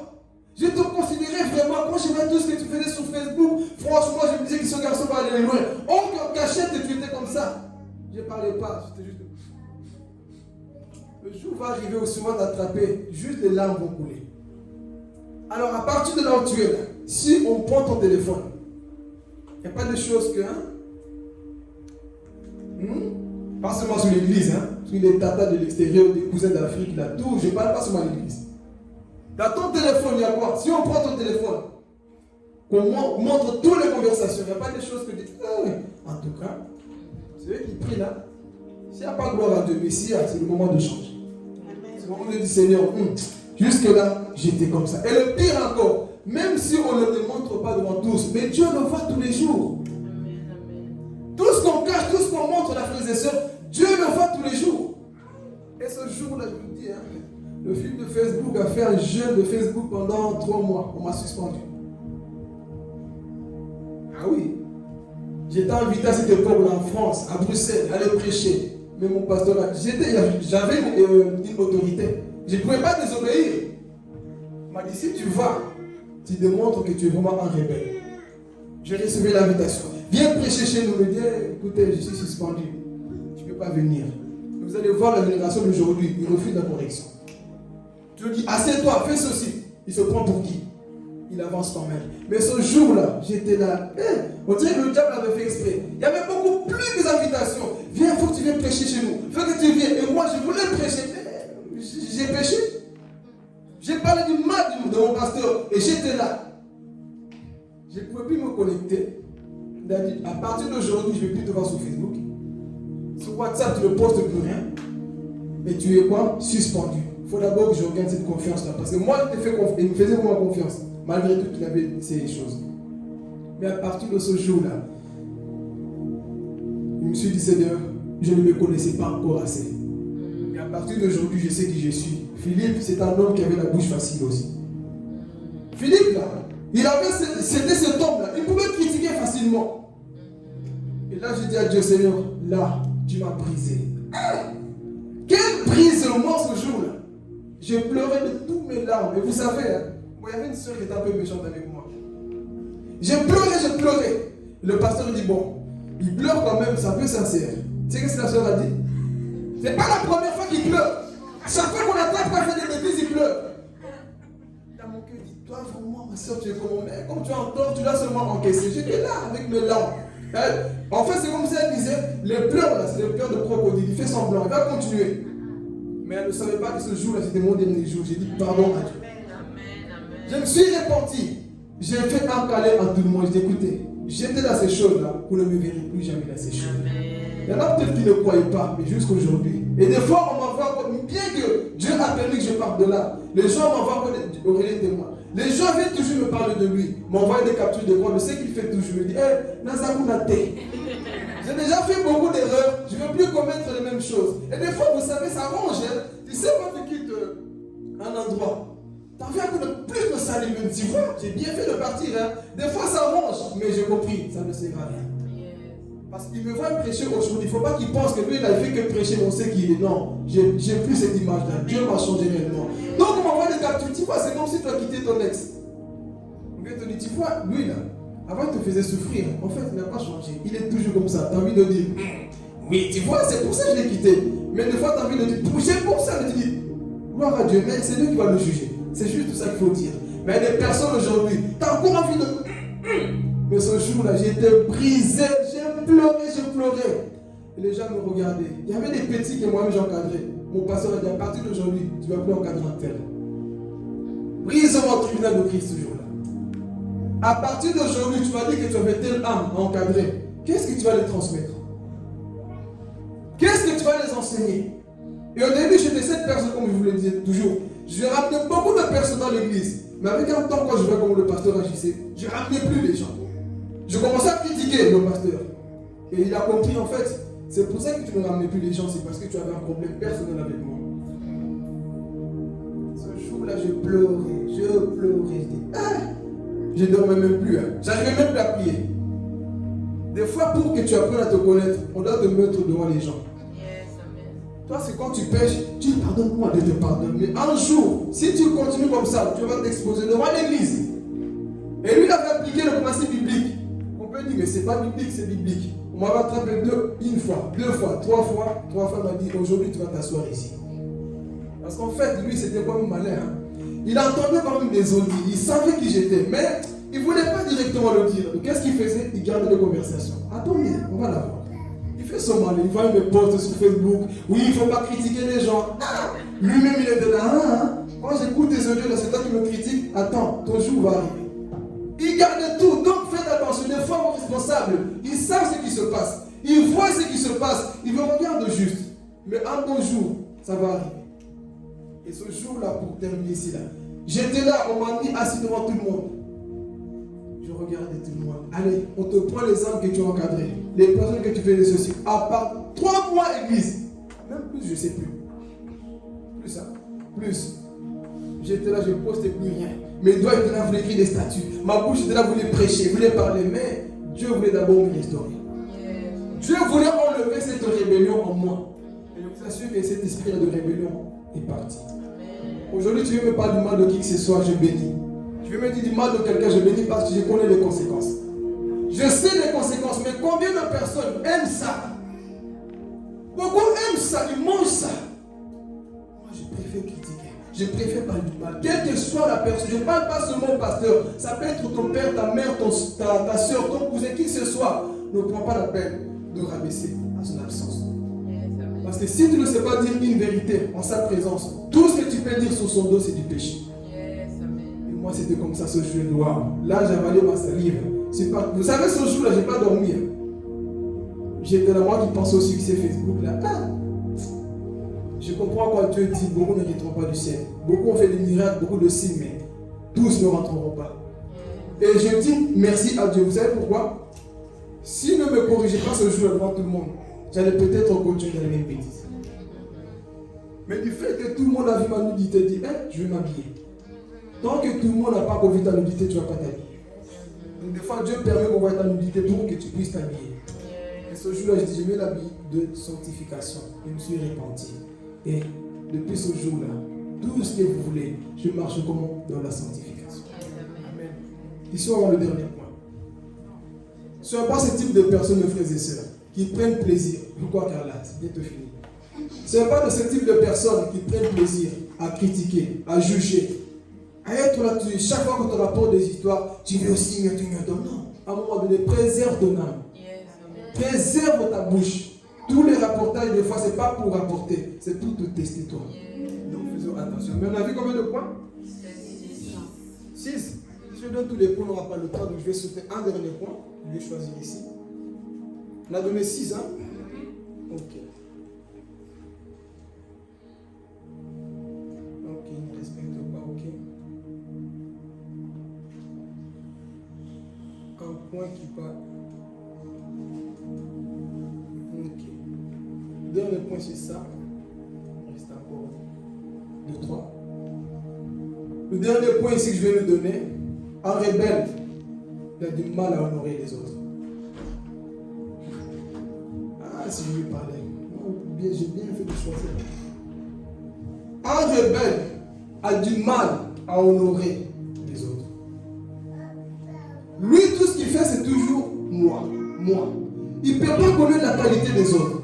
Il ne peut pas honorer les autres. Il ne peut pas dire, non, franchement, la personne là fait mieux que moi. Je peux honorer de telle personne.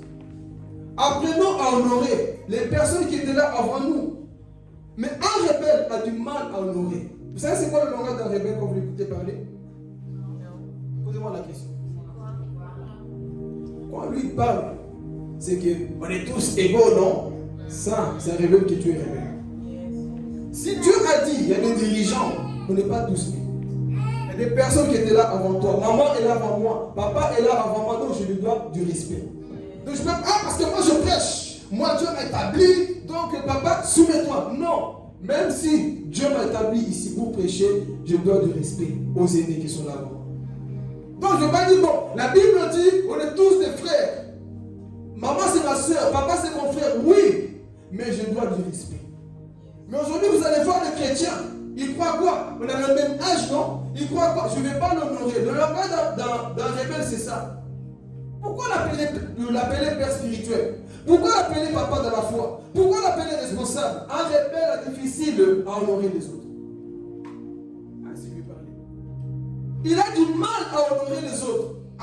Depuis quand je dois l'appeler papa? Il m'a mis au moins spirituellement. Il t'encadre, c'est ton papa de la foi. Mais on est tous des frères, on a le même âge, et d'ailleurs il est plus petit que moi. Pourquoi je dois l'honorer? Aujourd'hui vous allez voir que le chrétien n'a plus de respect pour ces choses-là. Pourquoi? Parce que lui se voit aussi quoi? Je suis grand, je connais la Bible, moi aussi je suis enfant de Dieu. Pourquoi je dois me soumettre à lui? Parce que la Bible dit qu'on est tous des frères. Oui, on est tous des frères dans le plan spirituel, on est tous des frères. Mais il y a des aînés, tu ne vas pas te comparer à Élie. Tu ne vas pas te comparer à Moïse. Ils étaient là avant nous. On doit du respect à ces personnes parce qu'ils ont fait un travail que nous, on ne fait pas aujourd'hui. Donc, on doit les honorer. Mais vous allez voir les gens aujourd'hui. On dit mal à honorer. Même quand tu vois quelqu'un qui fait plus que toi, honore la personne. L'onction que tu n'honores pas ne va jamais t'élever un jour. Donc, apprends à honorer la personne qui est en face de toi. Dis, waouh, Seigneur, j'apprends beaucoup au travers de cette personne. J'ai fait l'honorer. Mais combien de gens aujourd'hui? Il croit quoi? Il m'a rien à m'enseigner. Il croit quoi? Moi aussi je connais. Et on a le même âge, j'ai dit quoi? Rébellion. Tout ce qu'il prêche, moi je le maîtrise mieux que lui. Les gens regardent son français. Moi j'apprends français bien diplomatique. Mais nous sommes français là. Il n'a même pas étudié comme moi. Qu'est-ce qu'il va m'enseigner? Quel que soit mon frère, honore. Quel que soit ton titre, apprends à honorer les gens que Dieu a établis. Ma rebelle, il a du mal à honorer les gens. Lui, pour lui, tout le monde est la même chose. Tu sais le prix que la personne a payé pour arriver là? Tu ne sais pas combien la personne a pleuré pour que Dieu le lève la main et toi tu dis, c'est un frère comme moi. Tu n'as même pas fait le quart de ce qu'il lui a fait. Et tu ne l'honores pas. Apprenons à honorer les personnes que Dieu a établies avant nous. Venons pas avec cette mentalité-là. On a le même âge. Toi, l'âge que tu as, moi je peux être ton papa, là. Ton fils spirituel. Et c'est ça les rebelles. Non, on n'a pas besoin.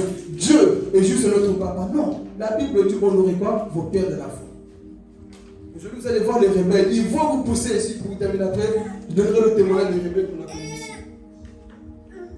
Des rebelles, ils ne veulent pas honorer les autres.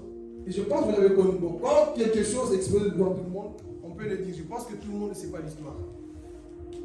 On connaît tous deux couples qui étaient ici. Je dis pas le nom pour ne pas faire des polémiques. Deux couples qui étaient ici.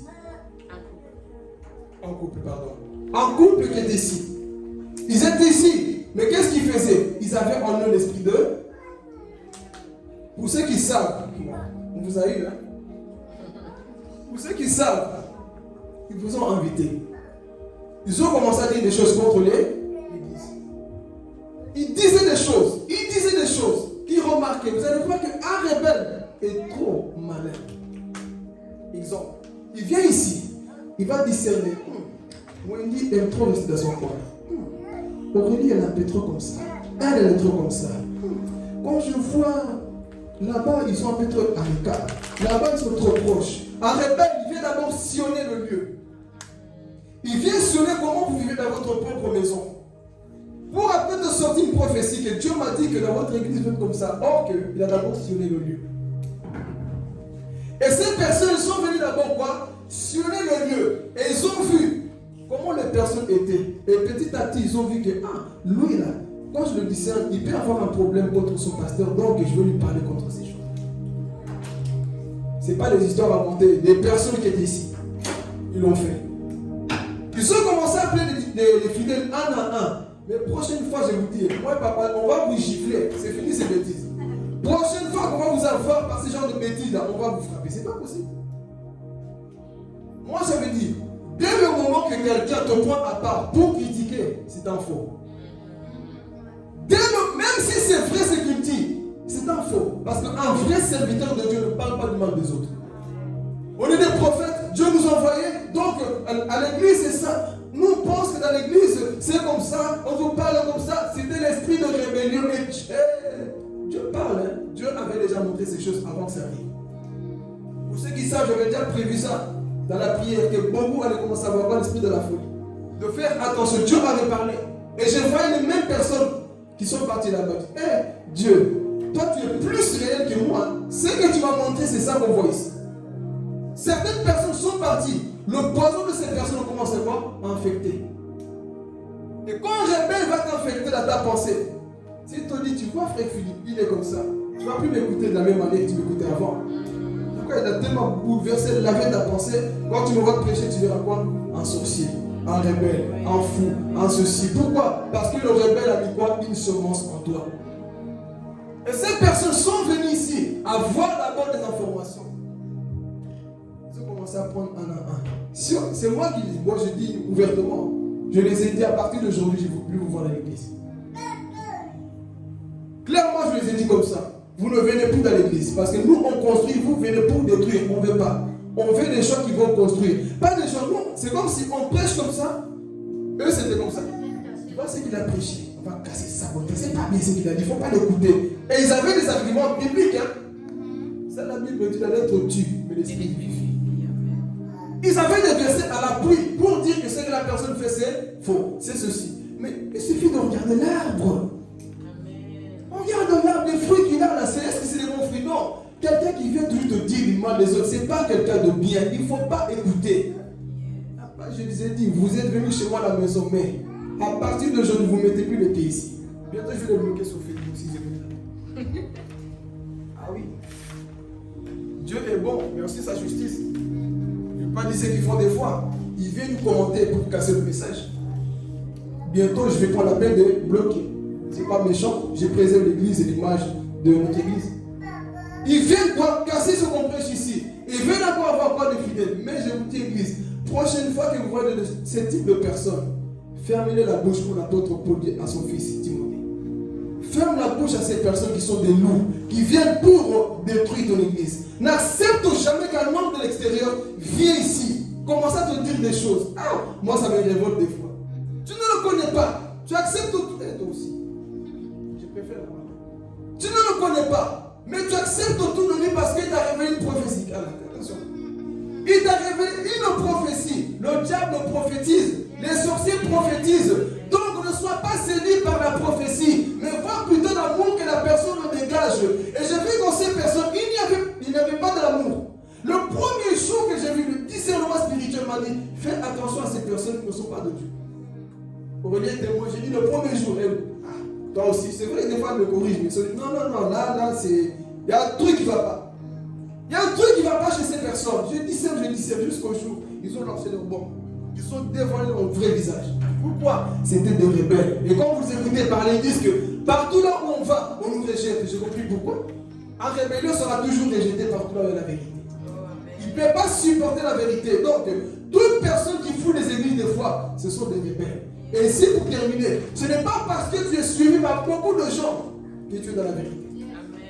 Satan a été suivi par beaucoup d'anges. Vous n'étiez pas dans la vérité. Beaucoup de rebelles qui nous prêchent sur Facebook aujourd'hui sont rejetés par Dieu. Nous qui sommes dans la maturité, faisons attention. Donc c'est ça qu'on vit ici. Dans les points. C'était quoi? Quantième point? Septième point qu'on a vu ici. De faire attention, mes frères et sœurs, pour clôturer ici. Donc, tous les 10 points, là, on n'a pas le temps. Mais de faire attention. Apprends à honorer tes frères et sœurs. Apprends à honorer ceux qui sont là avant toi. Enlevons cet orgueil, cette mentalité de se dire que moi je ne peux pas l'honorer. Ils sont pas pour qui? Il est comme ça, non. Si tu apprends à honorer les autres, tu iras loin avec Dieu. Si tu sais reconnaître la qualité des autres, tu iras loin. Mais si tu fais comme l'esprit d'Absalom, ce qu'il fait, je peux le faire, et mieux que lui, il n'est pas en train d'honorer ceux de l'autre. Ce qu'il fait, moi j'ai la capacité de le faire mieux que lui, non. La vie chrétienne, des fois, c'est de savoir se humilier, de dire Seigneur, je ne connais rien. Je respecte la personne que tu as établie avant. J'écoute la personne que tu as établie avant. Même si il s'exprime pas bien, mais je sais que tu as déposé quelque chose en lui. Je l'écoute. Vous allez voir la génération d'aujourd'hui, on a perdu ça. Ici, c'est pour clôturer, pour dire à l'église. Aujourd'hui, ce n'était pas un message feu, c'est le dimanche d'après. Mais ici, aujourd'hui, c'était un cœur à cœur. Il ne faut pas qu'on soit des chrétiens, on s'habitue seulement au message de feu, puissance, ouais, Dieu puissant, guérison, c'est bien. Mais à un moment donné, causons. Des messages comme ça reviennent de temps en temps. Causons pour voir l'état de ton cœur. Jusque-là, on a vu ces choses. Quel est l'état de ton cœur? Si tu as vu ces points en toi, change-les. Ne dis pas, il parlait de moi, il parlait d'un tel. Mais si c'est vraiment toi, change. Si c'est vraiment moi, change. Moi, j'ai donné mon témoignage. Comme ça, toi, tu parles de choses que tu n'as pas vécues. J'ai vécu. Toi, tu n'as pas fait comme moi. Hein. On ne t'a pas appelé ici pour t'asseoir pour qu'on dise tout ce qu'on parle de toi. Moi, on m'a humilié devant tout le monde parce qu'on m'a attrapé. Toi, tu n'as pas encore attrapé. Donc, je t'aide même. Avant que ça n'arrive, je t'ai montré comment c'est pas bien. Je suis en train de t'aider. Parce que je suis au courant de beaucoup de choses. Papa est au courant de beaucoup de choses. Que vous-même, des fois, vous vous trahissez et que Dieu montre aussi. Donc, on sait tout. Donc, pour que ta honte ne gratte pas, change, mon frère, ma soeur. La rébellion, ce n'est pas quelque chose de bien. La rébellion va te pousser que dans ta ruine. Tu n'auras jamais loin avec Dieu si tu es dans la rébellion. Donc, dans ces 7 points qu'on a donnés, il reste 3. Prochainement, on le verra si Dieu fait grâce. Mais là, jusque-là, mon frère, ma soeur, est-ce qu'il n'y a pas ces sentiments-là de rébellion dans ton cœur? Est-ce que nous n'avons pas cette facilité à ne plus considérer ceux qui sont là avant nous? Parce que Satan, depuis sa chute sur la terre, il a semé ça dans le cœur des enfants de Dieu. Mais je crois que dans cette église, il y a des personnes qui peuvent refuser ce venin que j'appelle ce venin de rébellion. Amen. On va se mettre debout. Alléluia. Tu vas prier à Dieu là où tu es. Là où tu sais que Dieu t'a parlé. Tu vas lui dire, Seigneur, tu m'as parlé. J'ai entendu ta parole. C'est vrai que la rébellion, c'est l'une des choses qui détruit la société, nos églises, nos familles. Et je refuse de marcher dans la rébellion. Vous savez, il y a un proverbe qui dit que c'est difficile de redresser un arbre lorsqu'il est déjà grand. C'est quand l'arbre est petit qu'on doit apprendre à mettre des bois à côté pour que l'arbre soit droit. Il y a beaucoup de chrétiens aujourd'hui qui sont déjà des arbres qui sont trop grands. Tu peux prêcher ce genre de message, ils ne vont pas écouter. Pourquoi? C'est déjà des arbres qui pensent que moi je suis déjà arrivé. Mais spirituellement, quand tu nais de nouveau, tu deviens un enfant et tu appliques ces principes-là. Amen. Donc tu pries là où tu es. Là où Dieu t'a parlé, là tu sais que c'est vrai, Seigneur, j'ai été dans ces points. J'avais ce comportement, je te demande pardon. C'est lui qui est humble, sache les choses. Si tu es humble dans sa présence, Dieu va te lever. Si tu es humble, comme on a vu dans l'introduction du message avec Moïse, si tu enlèves tes souliers là, si tu enlèves ce comportement, mon frère, ma soeur, tu iras loin avec Dieu. L'orgueil ne fait que nous détruire, vous le savez. L'orgueil détruit beaucoup de gens. À cause de la rébellion, Satan a perdu le paradis. À cause de la rébellion, Adam et Ève ont perdu le jardin d'Éden. À cause de la rébellion, Saül a perdu le trône. À cause de la rébellion, Samson a perdu ses yeux. Ne perds pas quelque chose de grand, mon frère, à cause de ta rébellion. Soumettons-nous. Je voulais témoigner. La rébellion, mes frères, ça ne nous amène à rien. Même si tu as du succès, même si on te respecte, si tu es dans la rébellion, ça va t'amener nulle part. Et le jour qu'on va t'attraper, ta ruine sera grande. Merci Saint-Esprit parce que tu nous as parlé. Oui, des fois le cœur de l'homme devient dur.